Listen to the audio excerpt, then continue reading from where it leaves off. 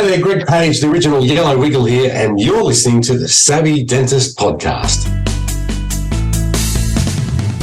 Welcome to the Savvy Dentist Podcast with Dr. Jesse Green, the show where great dentistry meets great business.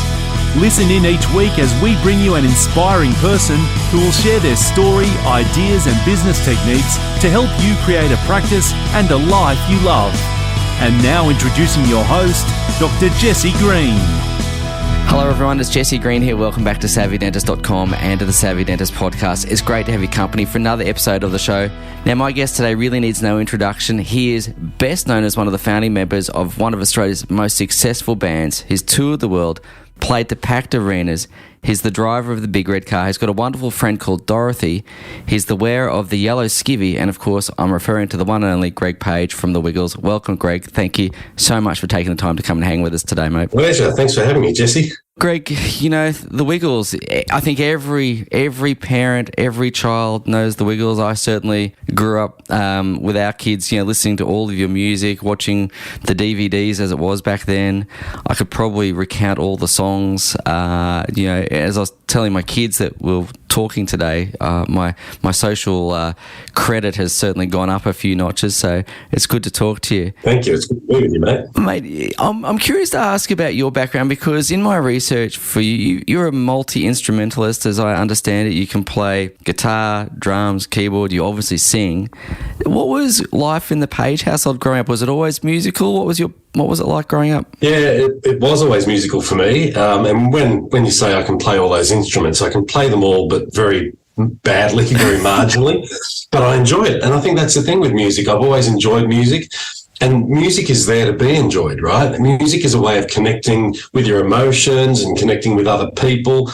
And it just brings so much joy, and it always has for me. So for me to be able to play guitar, play a bit of piano, play drums, it's just been a way of being able to extend my connection with music through those instruments. And yeah, growing up in the Page household as a kid was a lot of fun. It was filled with a lot of crazy music, and forced my parents to watch many very bad shows in the early days. Did you have any inkling that you wanted to be a musician? I know you were studying teaching, and you know, that story of how you and the other Wiggles met is well known and pretty famous. But did you think about a career in music? Was that on the cards, or was it left of centre? I think I always had a gut feeling or an intuitive feeling that I would be doing something with music. But it kind of got to the point in late high school when I thought it's never going to happen, because, you know, to have a career in music or to have a job in music that would pay you and support you was very unlikely. Not everybody is successful in music. You know, you try it and it's hard work. So I think I'd made the decision that I was probably going to end up working on the behind-the-scenes side of music as a roadie. So that's when I actually met Anthony and Jeff, because they were playing in a group called the Cockroaches. Yeah, that I was a fan of as a teenager in high school. And I ended up doing work experience for the Cockroaches as a roadie, as a sound engineer. Oh, wow. And it was that connection with Anthony that he said to me, look, mate, you know, you're young.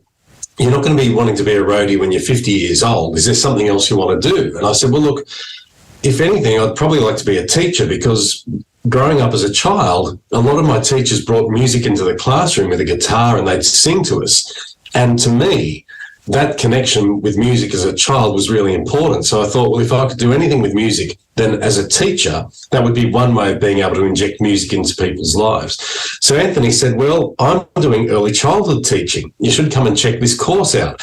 And that's really where it began for me, the journey with the Wiggles, because it took me from that behind the scenes role in music where I thought I would end up being, to connecting with Anthony and Jeff and Murray and creating the Wiggles. And that changed my world. And just for the record, I was a fan of the Cockroaches back in the 80s too. They were a really good band. Loved them.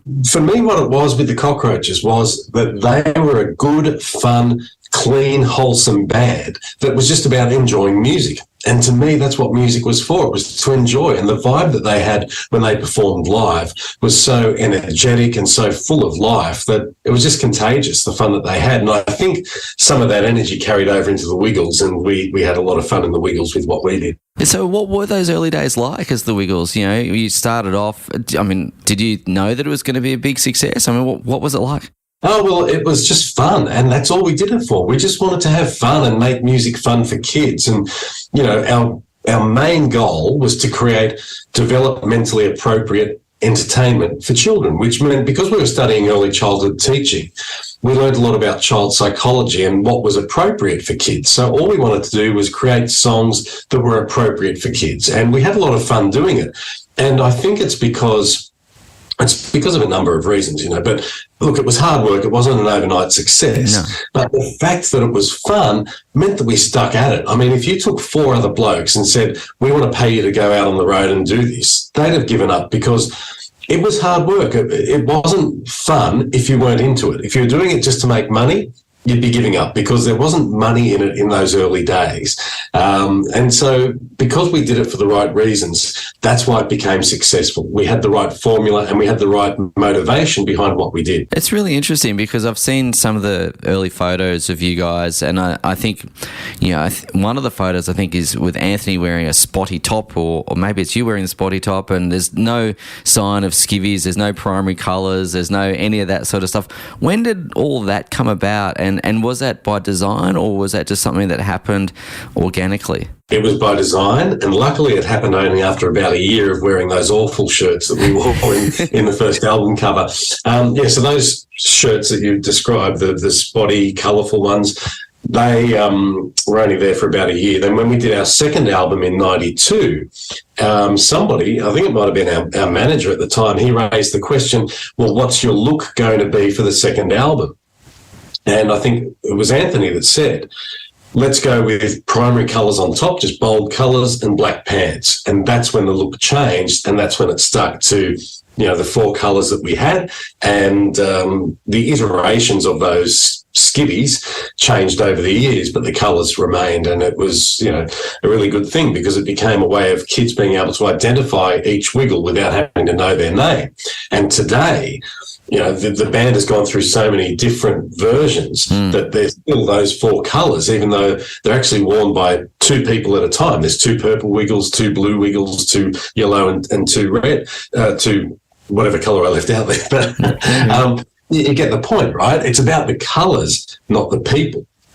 And even though the people and their personalities play an important role, the Wiggles really now is about the colours, and whoever steps into those colours, whilst they need to be able to fulfil that role of being nurturing and caring for the child and engaging for the child, the colours is what the Wiggles is known for. And yeah, it's funny to think back that after, well, it was 30-something years ago now that we made that decision, and that one decision is probably one of the few things that remains constant throughout the time with the Wiggles. Did you realise it was a smart decision like that at the time? Did you have any inkling at that time that, yeah, the Wiggles was going to be about the colours? Because obviously, I'm skipping forward a little bit, you had your health challenges and stepped away from singing for a while, and I think Sam was the next yellow wiggle. Was that colour situation designed from the get-go to be able to go, you know, if Greg's sick or Murray's sick, we can bring in another red wiggle or a yellow wiggle or a blue? That was just a happy coincidence? Yeah, and it wasn't really probably until we had to swap people out, because for the first however many years, yeah, we were pretty constant in all the live shows. There weren't a lot of absences by the 4 of us, which was a really good thing. But then it got to the point where, you know, we got older, we got a bit unhealthier, touring took its toll on us. We had to step out from time to time and bring other people in. And sure, you could just slot them into that yellow skivvy or the blue skivvy in Anthony's case. And that helped that, you know, there was still a blue wiggle there or a yellow wiggle there. And certainly now, as I said earlier, the fact that it's changed so many times, those colours have remained constant. But it wasn't something that we thought about at the time back when we created that idea.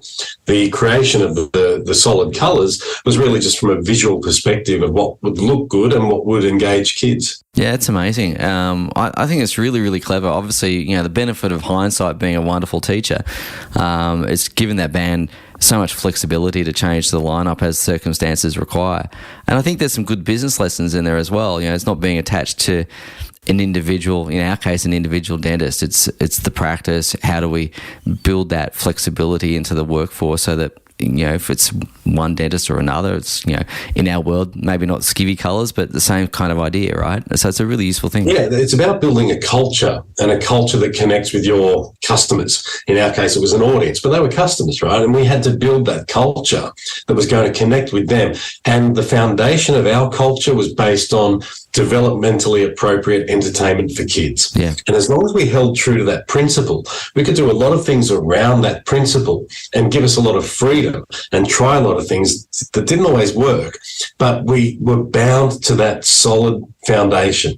And as long as we stuck to that, we found that it's carried through for 30-something years. And I think you're right. In any business, you've got to have a core principle or a core, foundation that you bind your whole business practice to, that you always come back to and say, well, are we acting in accordance with this, or are we outside of that? I'm curious to ask about the popularity of the Wiggles, because everyone knows that the Wiggles are one of Australia's most successful bands of all time.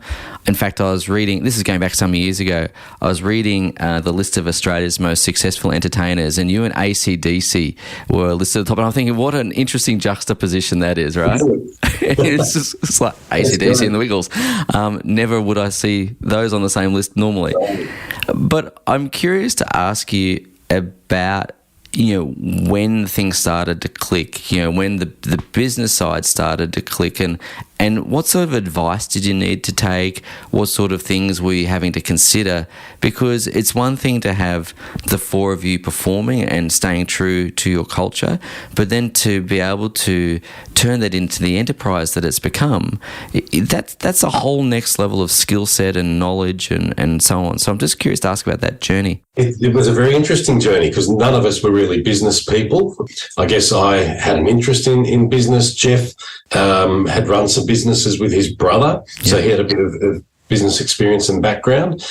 But it presented its challenges, certainly because we were the business. We were the four individuals that were the face of the business. We were the company directors. We were the ones sort of responsible for making the decisions at that sort of board level.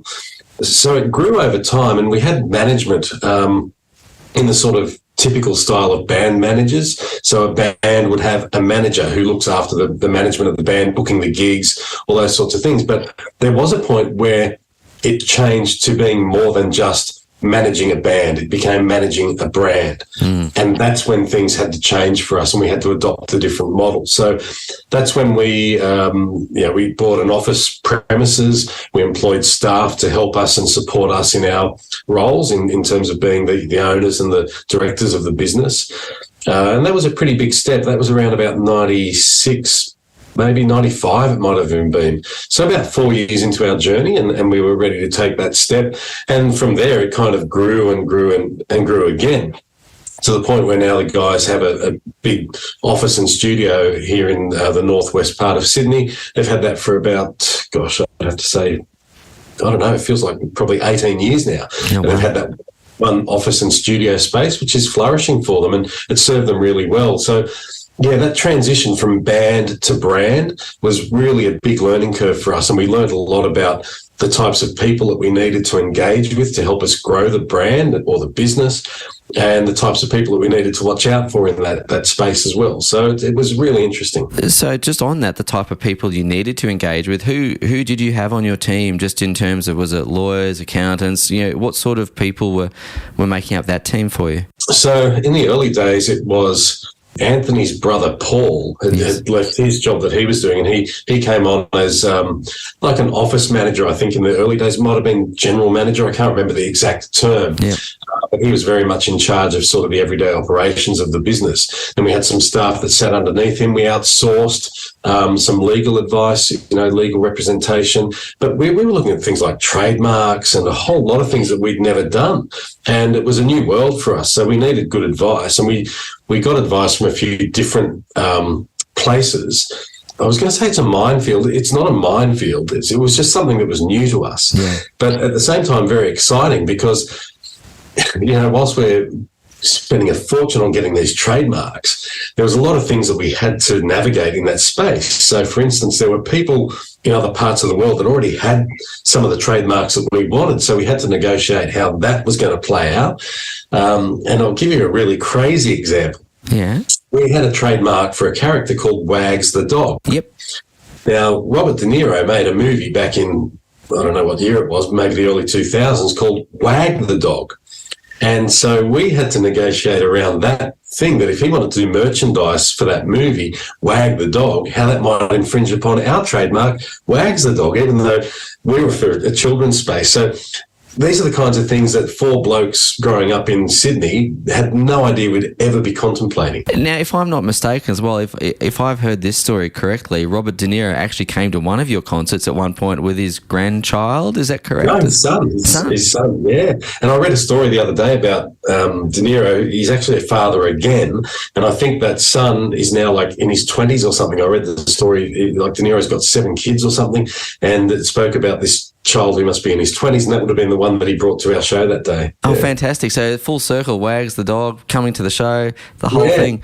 What about the other characters, like Captain Feathersword and Dorothy, and where were they born from, and how important was it to have them as support members of the band? The characters were really important, and even though characters like Dorothy the dinosaur, Wags the dog, and Henry the octopus, they could sort of be played by anybody because they're suited characters. But Captain Feathersword has been one actor now for the past, I don't even know the math, not 30 years, but probably 26 years or something like that. Paul Paddock. Yeah. Yeah, he's an amazing actor, and he really made the character of Captain Feathersword his own. Although Anthony would probably disagree with that, because in the early days Anthony played Captain Feathersword and did a very good job of it. In fact, if you've ever seen those early videos, you've got to watch Anthony's performance as Captain Feathersword. Okay, I'll check it out. I don't think I've seen those ones. I've seen a lot of the old footage, but I don't think I've seen that one, so I'll check it out. So those characters, though, what dimension did they add to the show, to the business? And again, I'm thinking probably trademarks and all those sorts of things had to happen in there as well for all of that. Yeah, well, look, it's funny because when we created these characters, we had no idea of the implications of the need to trademark them down the track. We kind of knew that they would be potentially licensable characters or, merchandisable characters, but they weren't created for that reason. They were created to give us an extra dimension and an extra way of connecting with the kids in terms of having a character on stage that the kids could identify with. So Dorothy the Dinosaur, kids love dinosaurs. It's a fantastical creature. It's a fantasy creature, but they were real at one time. And I think that's what kids love about dinosaurs. Like, they know that they were real, but they're not here today. So they're this mythical creature, and they're incredible creatures. They're huge. They're something foreign, but something the kids love to find out about. So that's really why we incorporated Dorothy into our show. She's the friendly dinosaur that eats roses, so she's not scary and intimidating. Captain Feathersword, same kind of thing. Kids love pirate characters. Again, the same kind of philosophy, that they're these fantasy kind of characters, but they were real. They know them from fairy tales and stories. But again, how do you make a pirate character non-threatening and friendly? Well, you give him a feather as a sword that he can only tickle people with, and he can't hurt people. So things like that. That's really why we gave birth to these characters, to add an extra dimension to what we could do on stage as the Wiggles, but provide kids with this fantastical experience with 4 humans on stage and these 4 sort of fantasy creatures or characters. It's really interesting you mentioned that, because when I came to the show with our kids, our kids are older now, but I remember as much as they enjoyed coming to see you guys, particularly my youngest daughter, all she wanted to do was see Dorothy, and it was great because she, we had Dorothy merch from wall to wall, mate. We have I think we still have it. But in any event, I really appreciate the supporting characters there. And again, what I'm thinking about that is going back to your culture, going back to your team. From a business point of view, is the support roles again are very, very important, and they play a massive role in allowing the stars of the show, in this case the Wiggles, to do what they do without kind of crowding the stage, but adding another dimension, as you say. So I think there's some good stuff there. And I think importantly too, there's a couple of other features of having those characters. So number one, when we were on stage, we'd do 3 or 4 shows a day sometimes, so they're quite physically demanding shows. So when Dorothy came out, it gave us a breather, so we could, right? So support staff, support personnel, make sure you use them, and we did. But we didn't do it in a way that was just to let us have a break. It was meaningful for the audience. So draw upon your resources in a way that you can create a meaningful experience. That's what we did. We also created an additional show that could tour on its own. It was the Dorothy the Dinosaur show. So Dorothy could go out on tour with the other characters, played by a number of people, with a couple of other hosts. And the hosts would sort of fulfill the role of what the Wiggles would normally do, but they would just sing the Wiggles songs, and it could be anybody. In fact, Sam, who took over from me in 2006 when I left the group, we found him for that Dorothy the Dinosaur show initially. And, he went out on tour with Dorothy and the other characters and would do those shows. So, support staff, support personnel, support characters. They play a very important role in a business if you can utilise them correctly. Yeah, again, some really interesting insights, and I love the comparisons there. I'm interested to ask, you mentioned Sam taking over your role as the Yellow Wiggle. What was that like stepping away? I mean, you'd been so invested in the Wiggles, you'd been there from the inception, you'd gone through this incredible ride. Was it an easy decision or a hard decision to step away? I know there's some health challenges in amongst that, but I'm just curious to ask. Well, look, it was really the health challenges that made the decision for me. It was a tough decision to make, of course, but at the time I made the decision, I didn't have a diagnosis for what was causing me to feel unwell. And we didn't know how long the diagnosis was going to take, and there were some deals that the Wiggles needed to sign, and they needed me to sign up to those deals and say that I could commit to them, but I didn't know if I could, so I couldn't carry on. And I thought, it's not fair on them. It wasn't fair on me. It was actually causing me a lot of stress at the time. I was also going through a marriage breakdown at that point in time as well. So there was a lot of emotional stress that was probably adding to my physical woes at the point in time. It was a very tough time, but it was the right decision at that point in time. And look, life happens and you make decisions and life plays out in a certain way. And look, I've been very fortunate to have the chance to go back to the Wiggles in 2012 for a year. The guys asked me to go back for a year, and got a great relationship with the guys, and we're still doing shows as the OG Wiggles today. So, things happen for a reason, and life takes its turns, and you got to go with it. There's no other option, right? You can't change life. You've just got to go where it takes you. Yeah, 100%. And just a detour for a second. The word on the street is you're a bit of an Elvis fan as well. Yeah. How did you get into Elvis so much? So my interest in Elvis began because of Anthony in the Wiggles. And wow. Yeah, when we were on tour in the early days, we'd travel around Australia. We'd just hire a Tarago, and back in the days of cassette tapes. I remember them. Cassette tape in the deck in the car, and listen to Elvis as we travelled around. We listened to a lot of things, but it was really the Elvis stuff that grabbed me that Anthony would put in, particularly the 1970s music where Elvis was playing live with an orchestra, but band, the TCB band, and he had, 8 vocalists singing on stage. It was this big sound, right? You got this big sound with Elvis's voice, and it was really, it just grabbed me. And then when we went to Graceland for the first time in, I think it was 98, we were on tour in the US and we had a day off in Memphis. And Anthony said, guys, we're going to pay homage to the King. We're all going to Graceland. And I was kind of like, oh, man, I just need a day off. I need some time to rest. And he dragged me along, and I'm glad he did, because when I went through Graceland and I found out more about Elvis, it wasn't so much the fact that he was a great singer, that he was adored by people all over the world. It was the man that really intrigued me. The fact that he was so spiritual, he was philanthropic, he had problems that he had to deal with off stage, just like everybody does in life. You go to work, you put on your work face, you do your work, you leave your problems behind. Elvis did the same thing. When he was on stage, that was his happy place, and he could sing and do what he loved. But it didn't take away from the fact that he had issues that he had to deal with outside of that. And those problems, I think, over time compounded for him and made him, feel a little bit unsure about life.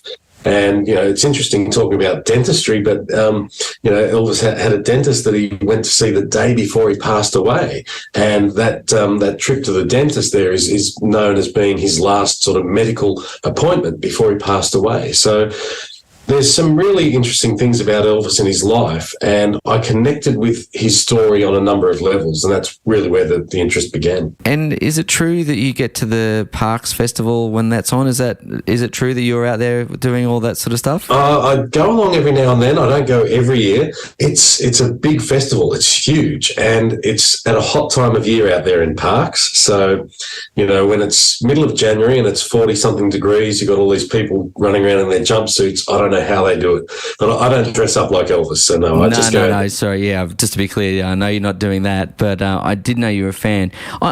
Just to fast forward a little bit, you mentioned that, going back to the Wiggles for a second, you tour as the OG Wiggles, and in 2020, you were on stage, and I was watching the footage of that this morning where you had a heart attack and collapsed.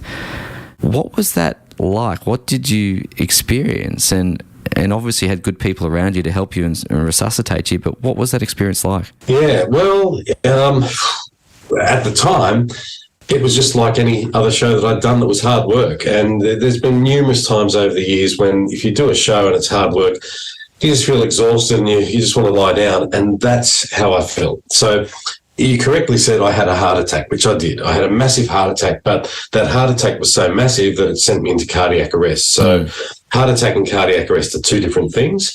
The heart attack is the blockage of the artery or arteries in the heart that prevent the blood flow getting to the heart muscle. And that causes problems, of course. But cardiac arrest is when your heart stops beating. So the blockage of my artery was so massive that my heart just went haywire, and the cardiac arrest is an electrical problem with the heart, and when the electrical impulses of the heart get disrupted, the heart doesn't beat. It kind of fibrillates and shakes. So yeah, as you said, luckily for me there were people around who recognised that I wasn't breathing and that I needed to be resuscitated. So they started CPR. They called 000 first of all, started CPR, and thankfully there was an AED or defibrillator at that venue where we were performing. It was able to be retrieved and brought to my responders, and they used it within 10 minutes. And second shock from the defib, and I had what they call ROSC, or return of spontaneous circulation, just as the paramedics were arriving. So yeah, I was a very, very lucky man. That's not an experience that you'd wish upon anyone, but obviously in your case it's had a happy ending. I guess first and foremost, you look well. I'm assuming you're well. I hope so. I can't help but wonder what reflections come about as a result of that near-death experience, because most people go through life and then frankly they kind of pop their clogs and they're gone. You've had the opportunity, and I don't want to use the word glibly because I don't mean that to sound like I'm being dismissive in any way, shape or form, but it's not every day you have that jolt in life that says, hey buddy, maybe you want to think about a few things in your life, maybe do some things the same, do some things differently. What reflections did you have on that experience? What have you learned about yourself? What have you committed to doing differently moving forward? I think one thing that really struck me was just how lucky or fortunate I was to survive. 10% of people survive a cardiac arrest, so it's got a very low survival rate. And what struck me then after that was that I can't believe that it has such a low survival rate, given that there is what we call this thing, the chain of survival, and it's what bystanders can do to save a life, and that is call, push, shock. And that's why I survived, because my responders were able to do those three things. Now, those three things don't always result in survival, but when those three things are in place, people have a much greater survival rate. Yeah. So I resolved that I was going to try and use my notoriety to raise awareness about this. And that's been the biggest change, that I now donate my time to a charity that I established to raise awareness. On other levels, there are other things that I think about and do differently. But the biggest impact that it's had on my life is that this is what I spend my time doing now, and that is trying to save more lives that can be saved by educating people about what they can do if they see somebody collapse. I've been given a second chance, and I've been given an opportunity to do something, I was going to say more meaningful with my life. I mean, what I did with the Wiggles was meaningful. Having a family is meaningful. All those things I wouldn't be able to do now if I wasn't here. Yeah. Yeah. So I get to go home to my family every single day, even though I might sit here in this office for 8 hours and not see them for that part of the day. I now get to go home when otherwise I wouldn't have. So it makes me look at life a little bit differently. And I think too, this might sound a bit strange, and it's probably not answering your question fully, but because I've always had a view that there is me, Greg Page, and then there's Greg Wiggle. Yep. It was Greg Wiggle that had that experience on stage, right? Uh-huh. So it's a weird thing, right? So I can kind of dissociate myself from it to a large extent. But I know that I'm the guy with the heart disease. I know that I'm the guy that collapsed and now has to look after himself better, because if I don't, that could happen again. And I think that's the other scary thing, that my heart disease was diagnosed by that cardiac arrest. And that's the case for about 50% of people that have a sudden cardiac arrest. They don't know they've got heart disease until they drop dead. Yeah. And like I said, only 10% of people survive. So for other families, they've got a partner, a father, a mother, whoever it is, going about their life every day, going out and exercising, thinking that they're healthy, but they don't understand that there's something going on inside of them. And that's why they call heart disease the silent killer. I had none of the risk factors, none of the warning signs. I could have seen my GP that morning and he would have said, for 48 years old, you're doing well. Yeah. And I'd have had no idea. And I did have no idea. And yeah. Anyway, that's why I do this, because there's so many people out there that I think that we can save who don't know they've got heart disease, because the prevention, the awareness, the education about heart disease hasn't worked for whatever reason. But it doesn't mean we can't save these people, or we shouldn't. And that's the goal that I have. So, Greg, the importance of AEDs can't be overstated. Obviously, dentists have an AED in their dental practice. Most practices would have that. And I know you've got a foundation called Heart of the Nation. Tell us a bit about what AEDs are doing in that particular space there, what you're thinking about there. If dentists have an AED in their practice, we would encourage dentists to think about making them publicly accessible for members of the community that might need them in the event of cardiac arrest. We actually have a program with Heart of the Nation where you can register your AED with us, and we'll send you out some stickers to place on the front door or window of your business, so that people, even if they're not coming into your practice, they might just be walking past every day and they'll see the sign or the sticker and they'll know that there's an AED inside. And if somebody collapses around the corner and they're not breathing, if that bystander needs access to an AED and they know there's one there at your practice, if they can come and grab it from you, take it and use it to try to save a life, that'd be an amazing thing. So if you do have an AED at your practice, you can register it with Heart of the Nation. We'll send you out those stickers and we'll show the location of your AED on our app as well. The app is available in the App Store or on Google Play. Just look up Heart of the Nation and download the app. It shows you the location of more than 7,000 AEDs around Australia. But if you go to heartoftheNation.com.au/join, you can actually register there.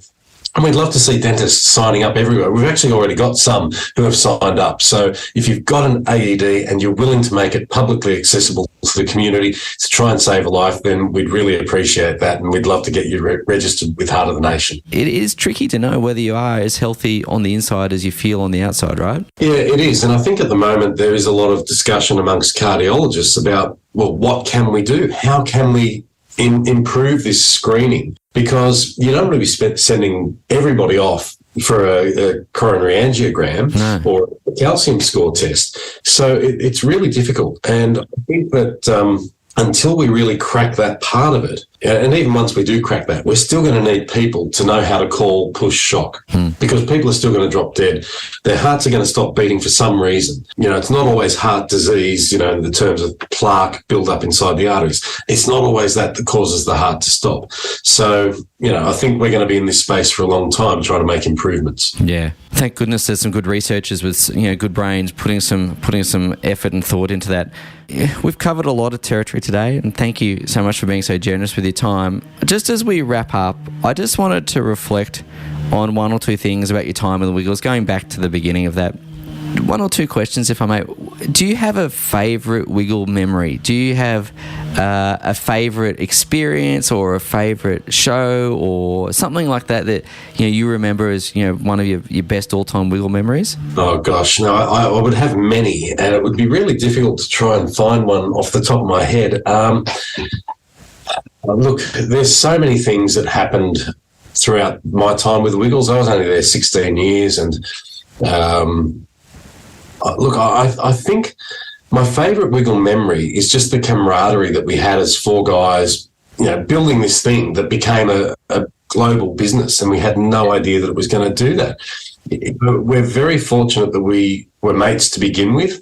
We had our disagreements over the years, of course, but throughout all of that, and I think this is a key to building a strong business, that if you have people who are aligned in vision and mission and who are putting that above ego, then you've got a recipe for success. And we always kept each other in check in terms of our egos. We wouldn't let anybody get, above what our mission was. It was always about the kids. It wasn't about us. And I think that that's a real key to success, is that you've got to put your audience and your business first, because when it becomes about you, it's no longer about your customer. Yeah, I love that. Thank you, mate. That's fantastic. And finally, mate, I told a friend of mine that I was going to be interviewing you today, and he said, Jesse, tell me one thing. You've got to be doing a bit of the finger work for me. And so I just had to say, who came up with that? Where did that come from? Well, my recollection of this is that when we used to tour Australia, we'd have 4 weeks away from home, but we'd have weekends off, and we'd be sitting in the hotel watching TV. And during the test match cricket, in the lunch break, they used to play 10-pin bowling. There were these two 10-pin bowlers from South Australia called Brenton and Silvano. So Brenton and Silvano, when they got a strike, they'd turn around to their partner and they'd go like this. They didn't have the thumbs, right? So they did this. And Murray one day came back on stage, and he came out and he said, "Hey, Wiggles," and he did this with the thumbs, and we went, "Oh, that's fantastic. Where'd you get that from?" He said, "Oh, those bowlers, they did this. I just did that." And so anyway, that became something that we did on stage. And then it became something that we did in photographs, because it gave us something to do with our hands. In photographs, you want your hands to be seen, so there can't be any question over where your hands are. So we did that in photos as well, and that just kind of became our thing. Mate, that's fantastic. So, Greg, thanks so much for taking the time to come and talk to us today, mate. You've been absolutely fun to talk to. It's been a thrill to get to meet you, and from all of us here at Savvy Dentist, mate, appreciate your time so much. Pleasure. Thanks, Jesse. Lovely to talk to you, mate. Thank you for listening to the Savvy Dentist podcast. For more episodes, go to drjessegreen.com/savvydentist. And to discover how to build a high-performance dental practice, visit drjessegreen.com and download the free report.